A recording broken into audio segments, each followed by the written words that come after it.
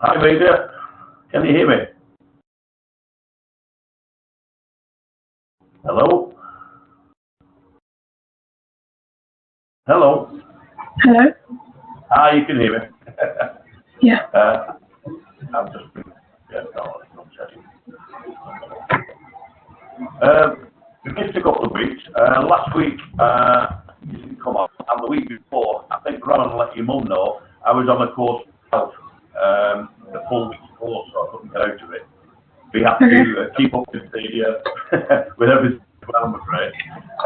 Anyway, what we'll do, carry on basically from where we left off.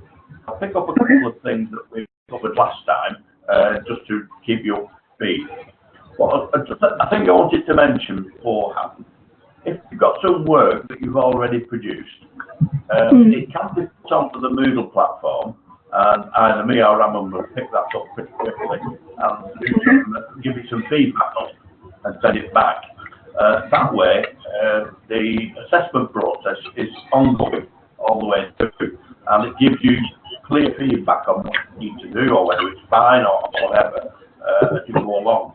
That way, you know exactly where you're up to and what you need to do. So, yeah, if you've got any of that, it just goes onto the Moodle platform, and we get a message that tells us there's some activity to go, and we'll sort it out.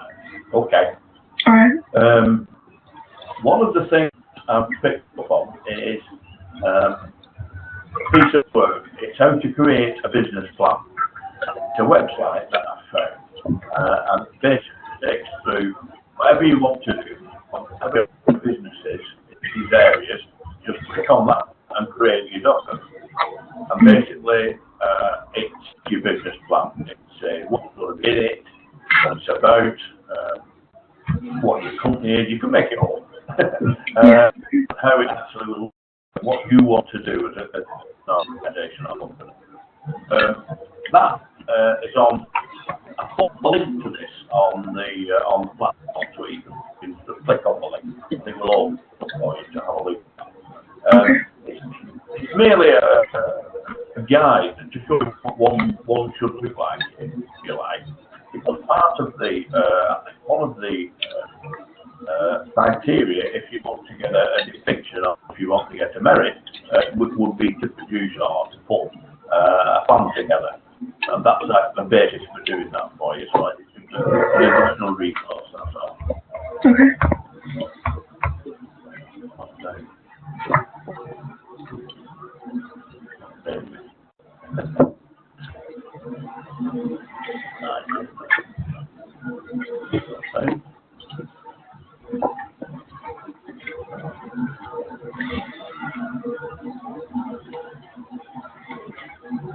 You can do it at my face at the side of Can you see me, madam?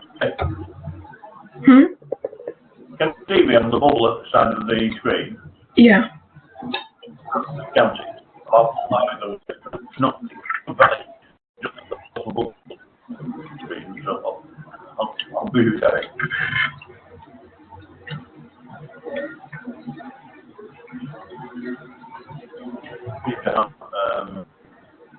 A number of things that I noticed this, and it's all.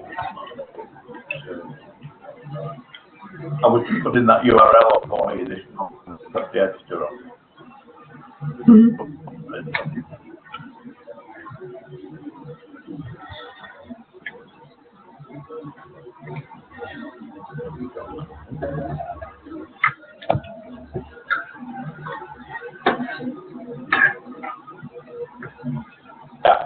The resources under here, at least before, example of active before we get to the actual units.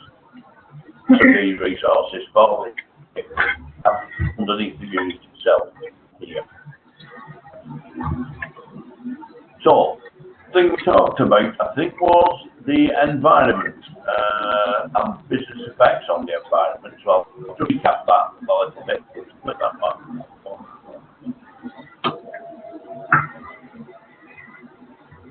That's all.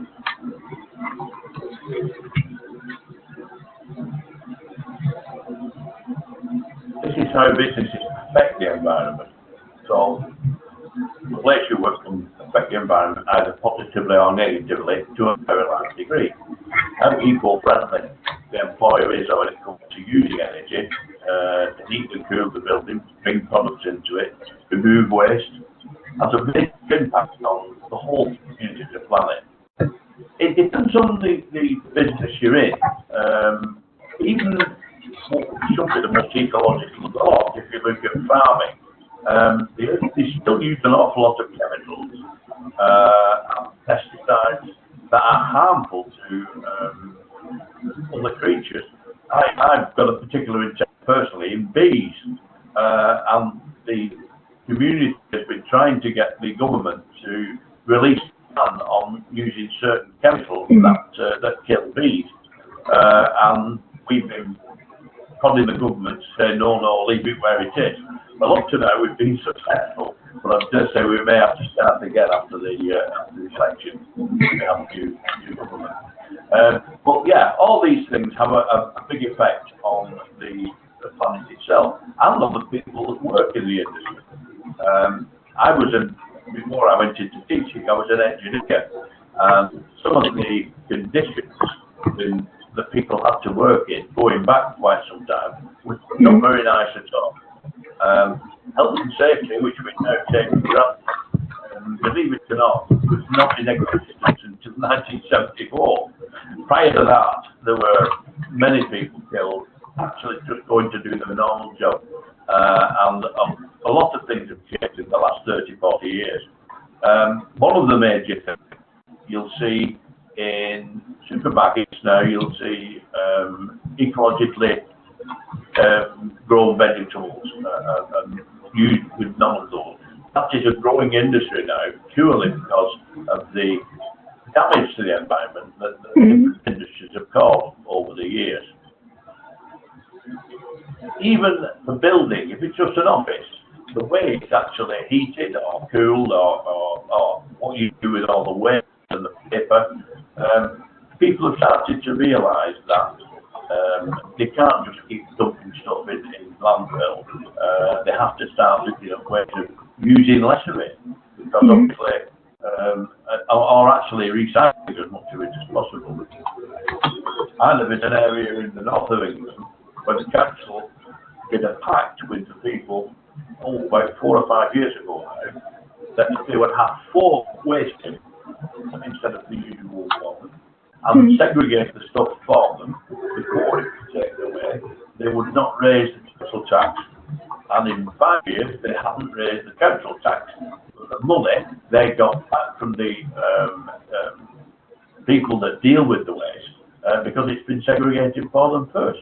So there are lots and lots of ways that people are now starting to look at improving the way we actually deal with stuff that we produce and stuff that we throw away.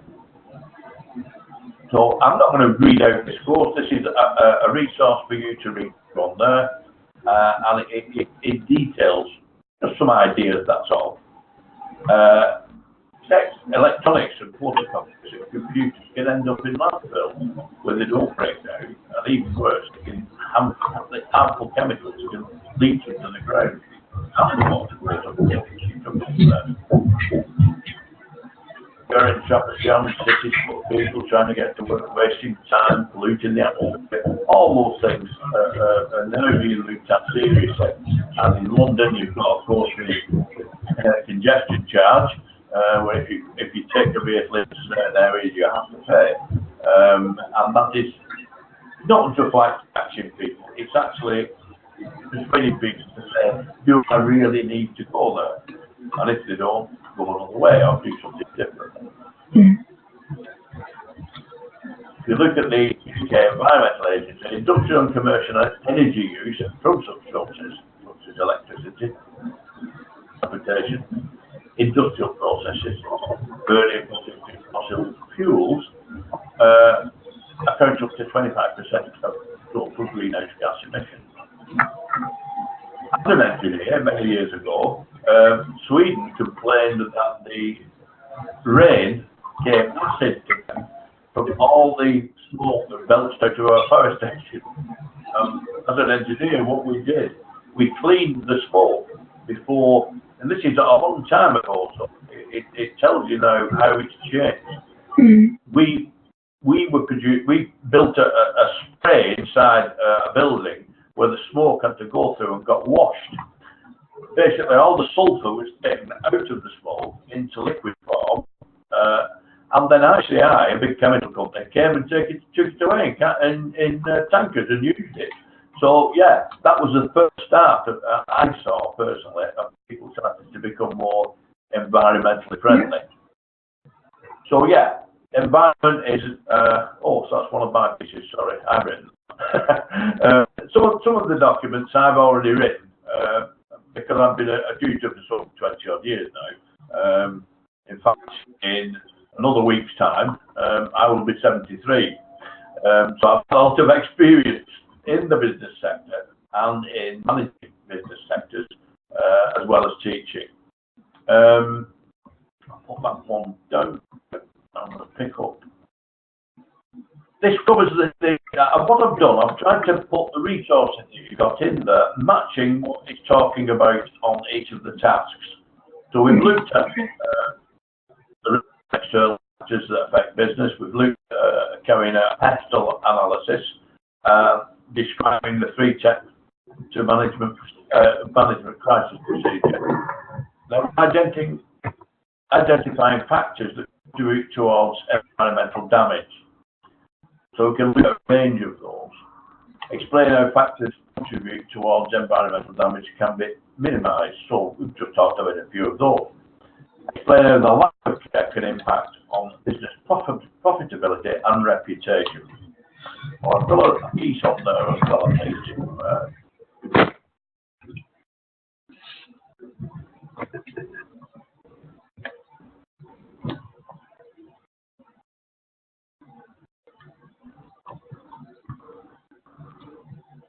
I hope. Let's come back to that a second.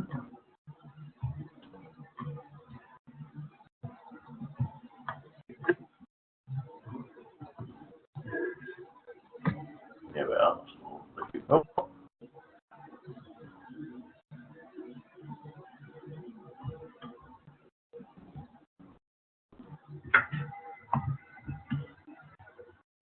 Ooh, that's a bit small, isn't it? Let's make it a bit bigger.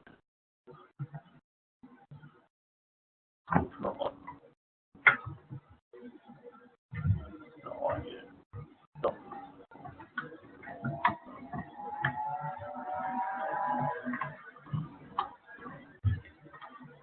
How to manage.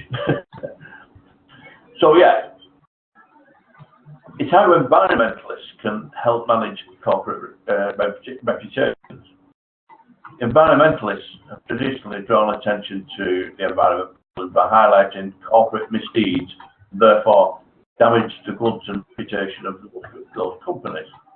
A number of companies, I'm trying to find an example now, have been, one of them was Starbucks. There were they were pulled for 2 things. It was the how they got rid of their waste. It was actually just dumped to landfill, and there was loads and loads of, obviously you can imagine, all the paper cups and of that nature could all be recycled, and they were doing absolutely nothing to recycle it. But now they do. They were also caught in a tax scam a couple of years ago as well, where they were only paying a fraction of the corporation tax they should have been paying, in the UK anyway, and that damaged their reputation. So environmentalists, and I consider myself in that area to be one of those, help to manage corporate reputations because we bring things to their attention before it becomes public and allow them to take action that will minimise the effect that their business is having on the environment in general, and sometimes quite specifically, as I mentioned before, with IBs. So since the late 1980s, large numbers of people in African countries have been influenced by a company's reputation for social and environmental responsibility. You've noticed it says on there, since the 1980s, this is very true, and it's drilled through today that it is increasing. The body expecting companies to be honest and open about how they deal and what I think the general term now is the carbon footprint that they make on the environment with the business that they actually produce. Most of the time, it was aimed really on industrial organisations that were producing vast amounts of waste, or they were producing toxic chemicals to the atmosphere, and the aim was on those originally, but now it's become much wider, and it's looked upon now by customers. They look at things like, what are they putting back into the community? Supermarkets now have community projects that they deal with to try and improve areas. One that happened locally here a few years ago was that McDonald's was very involved in cleaning up the area around gardens and spare land that the council had done nothing with, and turned it into a little lawn with a few flowers on that grow in the spring and things like that. So those sorts of things that people are looking at now much more closely about how the people, the companies that they deal with, operate.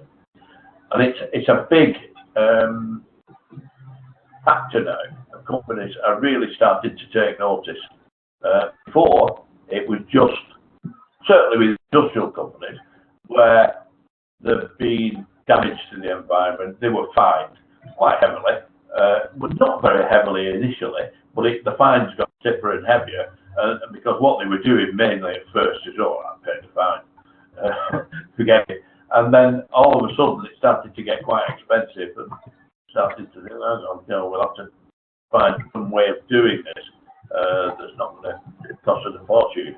Not because they wanted to become environmentally friendly, but to save themselves money. But again, attitudes change over years.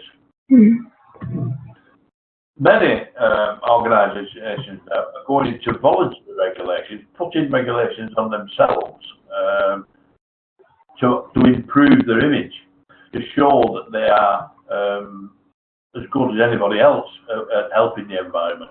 So a lot of the time now, companies are looking at what they do specifically. They have, most companies or larger organisations have a human resources department, and the environmental sector has been added to the human resource department, and they are the ones that control, those are the ones that govern what management do. They will actually offer ways out or methods to improve what they're doing, and therefore enhance their reputation. One of the bits in here is I would, well, what do you say, fortunate or unfortunate enough to see what happened afterwards. One of the things that's mentioned there is it's, as well as slumping the self-images and morale of many personnel in the industry itself after Bhopal. Now, if you don't know what Bhopal is, it was a huge accident some years ago in India, Bhopal in India, where I think it was an American company called Carborundum, released accidentally, not on purpose, of course, a huge amount of toxic chemicals into the atmosphere, and quite a few hundred people died at the time, and the resulting ill health that's been caused with it since is quite bad. I actually worked in Bhopal after the accident, some years after the accident. I was a power station engineer who used to work on power stations as an engineer, and I was taken to look at some of the people that were suffering all sorts of illnesses to that accident. It was an accident, there was no intention involved, but basically it very nearly put that company out of production because they were massive, because it was an accident that could have been quite easily the lack of maintenance and a supervision of personnel that caused the accident. So they know what it was, and they took steps to improve the situation since. But again, this is a useful document. It's quite good to read through, and it can give you some insight into the value of a good reputation, stakeholders or customers, suppliers, clients, investors, government itself, neighbours, and the employees' their current potential. You see, nowadays, we're not talking about industrial society. Employees, if they work for a company, and the company is not very well thought of, well, the people will look at them, we don't work for them, do you? But today, jobs are jobs. I understand that. So yeah, customers look at sales prices can be charged, and loyalty, of course.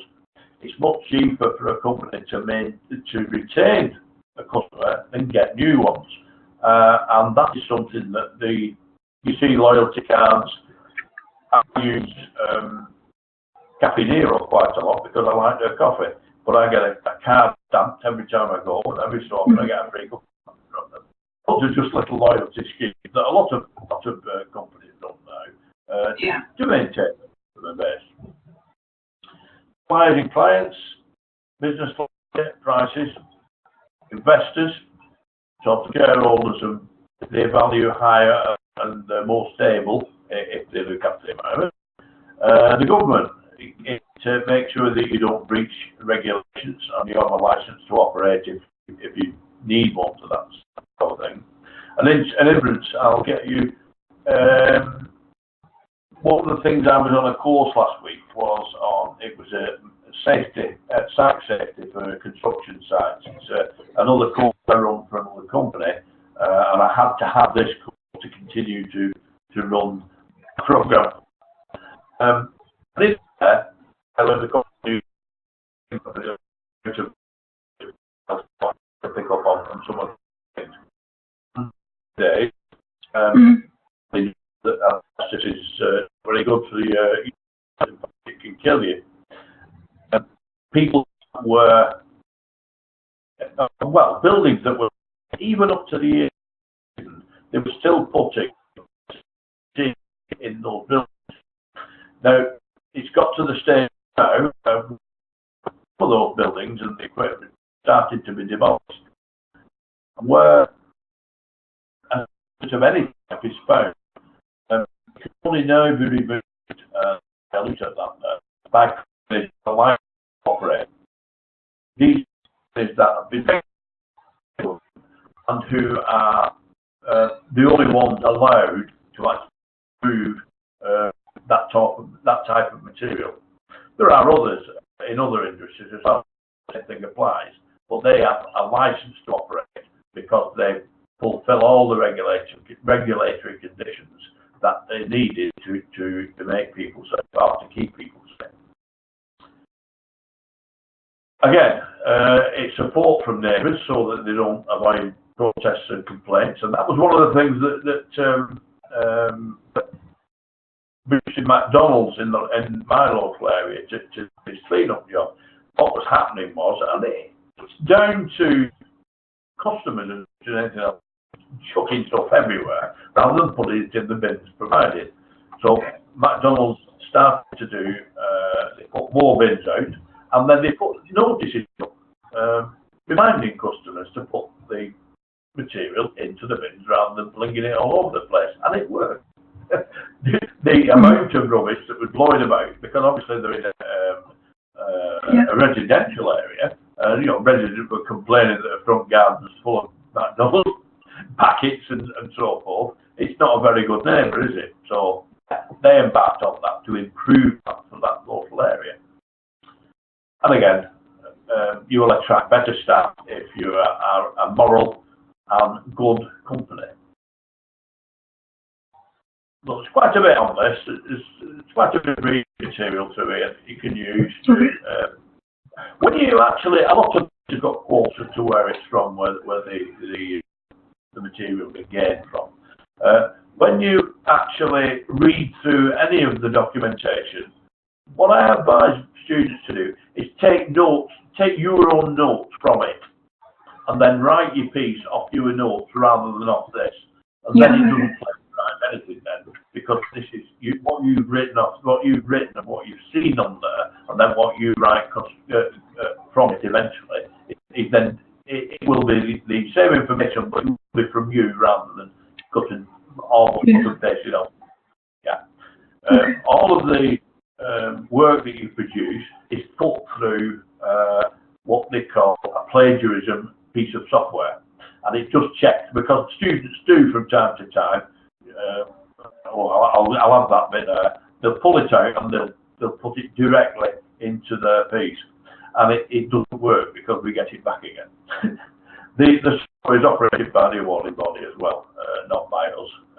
They tell us what we're going to use, and that's it. Now, up to, if you've got something like, I don't know, 10 to 15% that you pull directly off of that, provided you've said who it's from, like this one here, it says Jameson 2000, Harmonship in 1999. If you put the references on and you Harvard referencing, then that's okay, because it may be this is what you want to say. This is the point that you want to make. Yeah. So there's, by all means, use that.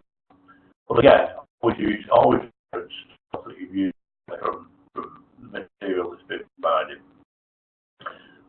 Okay, I'll come back there. Right. Did you, from we started now, have you produced any work ready for me to look at?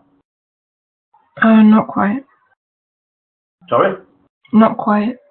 Oh, well, whatever. As soon as you're ready, as I said before, if you put it onto there, I can have a look and say, yeah, we're going in the right direction. That's great. Or, Mike, you need to look at this, or you need to look at that. I'll put that in, or add that to it. It's a process that I find works better for the student, because it gives you quick direction on where you're going, and you're able to then formulate your work accordingly. And I find then, when it gets to the summative assessment, when you've completed everything, all the units are done, you've done all the units, the summative assessment, the work usually goes straight through, because there's very little that we haven't covered already. Now, what I find is, with a lot of students that don't put work until the end, it then involves quite a bit of rework, because when I do the first assessment, I thought, oh no, I think that I'll be exactly wrong. You'll need to do this. And I have to send it back with considerable amount of reworking, which is not very good for the student, because they're thinking, oh no, I've got to do this again, or I've got to do that again. Whereas if you send the work in periodically, which I'll look at, or Raman sometimes looks at it, the way we do it is that I'm what they call a qualified internal verifier. So rather than assess the work, and then he'll pass it to me to have a look at to make sure he's assessed properly, and to make sure that it's been fair across the students that are being assessed. And then we don't usually have much of a problem. Sometimes I might say, this piece here, I can't see where that's in. And he'll go back and say, oh, yeah, I've missed that. And then he'll go back to the student, you need to put this bit in section 2 or whatever, send it back again, I'll look at it, so yeah, that's fine. And that's the way we go through. Because what it means is, at the end of the programme, there are no exams, of course, in this programme. And it means at the end of the programme, I can, the external verifier comes in from the awarding body, and he or she, in this case, it's a she will say, can I have a look at units, that one, and that one from this student, and that one, and that one from that student. And he'll pick about 4 or 5 students and a couple of units out of each student for her to have a look at, make sure I've been fair when I've been doing the internal verification. So yeah, it's quite a strong process. But what it means is, at the end of the day, when you get your qualification, it's a valid top qualification. And it is recognised. Certainly, the ATHE ones are recognised in most universities now, where we can only teach, or we usually only teach up to level 7, which is the first part of your top degree. But you may want to the top up to do level 8 at the end when you've completed, and usually just 12 months at university to get it for the last level. That's all. But all the previous work you've done is completely recognised by universities now, with certainly with ATHE and OTHM, so that there's a seamless path straight through for you. Yeah. Okay. Okay. Have you got any specific questions to me at this point? Not at the moment. Sorry? Not at the moment. Okay, fine. What I want you to do is carry on with wherever you're up to now. Let me know on next if you've got any particular. Put some questions together for next week, because on your assignment, you've got task 1, which is listed here. Yeah. Professional analysis, and the information for professional is already on the platform as well, so you can have a read through that. Lack of care of the environment, that's the end of actually task 1. And then if you want to gain a merit, it asks you to pick a company of your choice and complete a professional analysis to describe the political, economic, social, technical, legal and environmental factors facing that chosen organisation. So that's all. In addition to what you've done there, you just need to do that would give you a merit. The distinction is quite a bit more work. Make recommendations for dealing with external opportunities and challenges facing an actual organisation that you have chosen. Evaluate the chosen organisation has managed a specific crisis and make recommendations to choose your organisation on how to reduce their environmental impact. So again, it's looking at what you've learned in all of that bit and then into a practical exercise for yourself to actually get up to that point. You don't have to do that. I made that clear. Just completing this will get you a pass. Or just be completing that to be changed that. Just completing this correctly will get you a pass.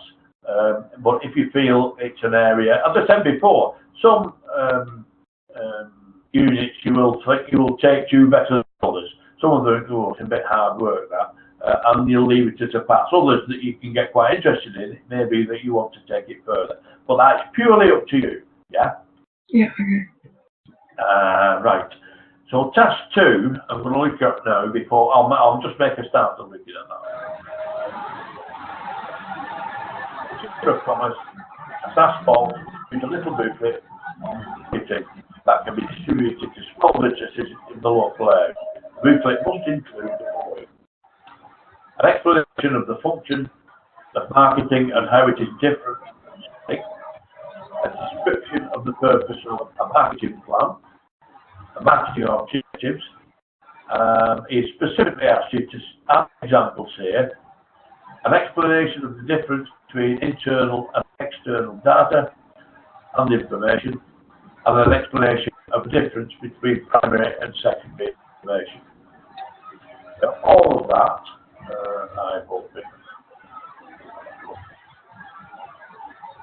I've got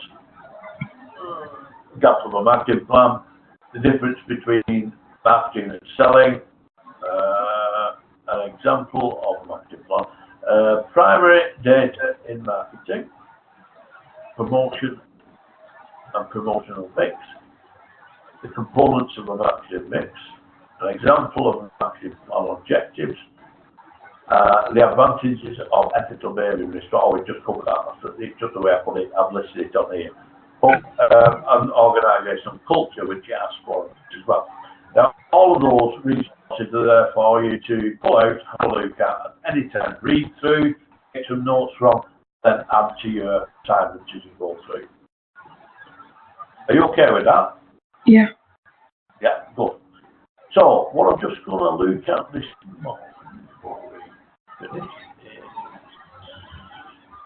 difference.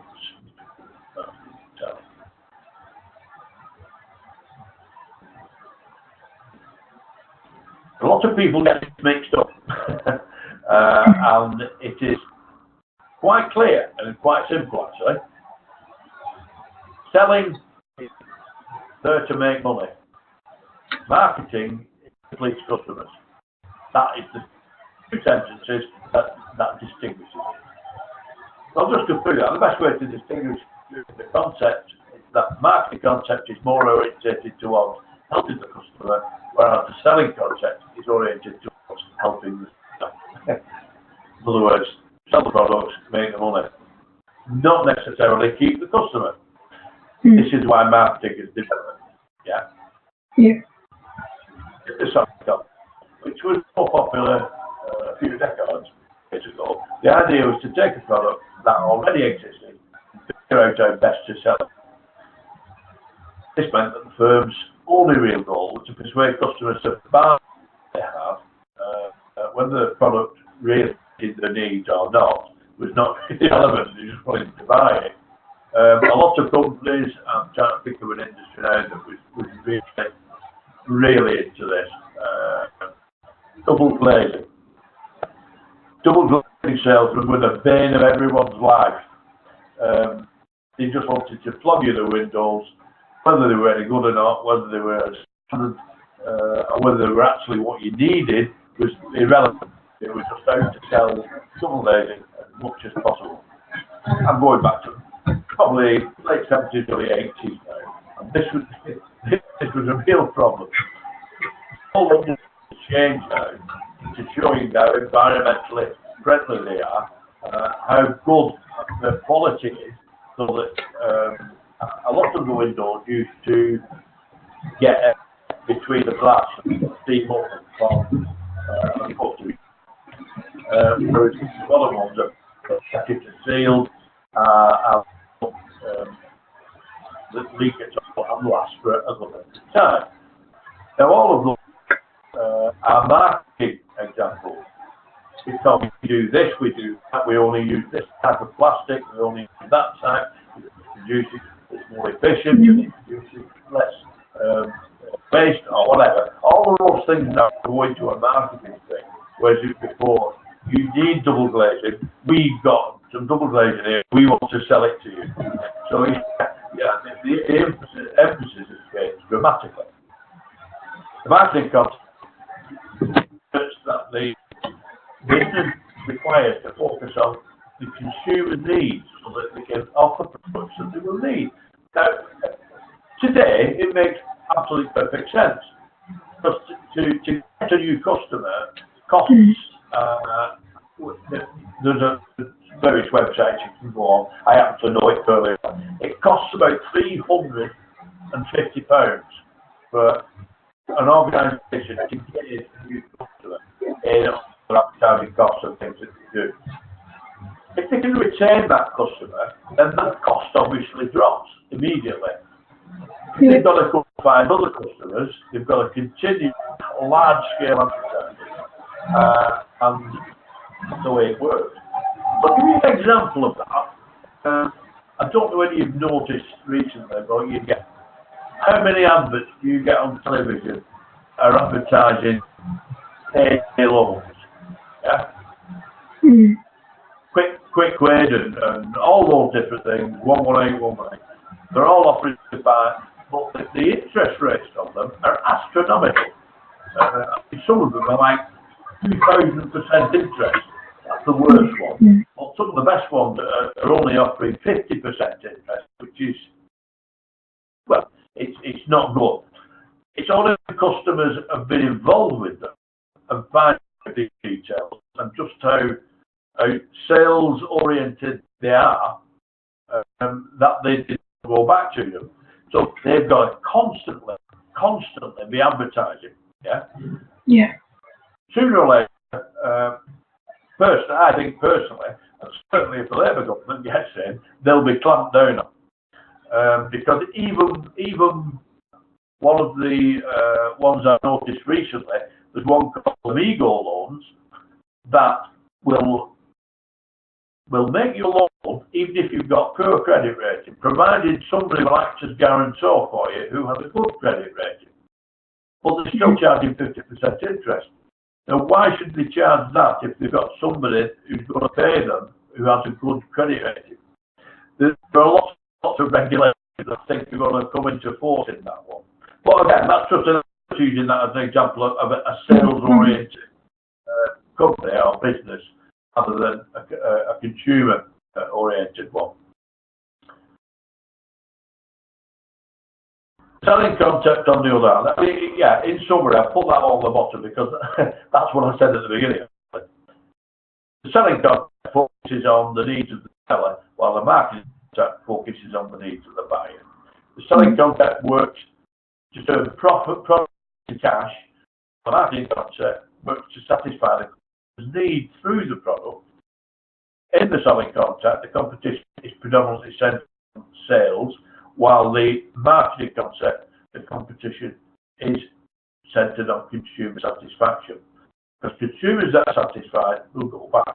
As simple as that. But it takes a long time to change that attitude, and it still prevails in the example that I just gave you. So on that we've got wrong one. There we go.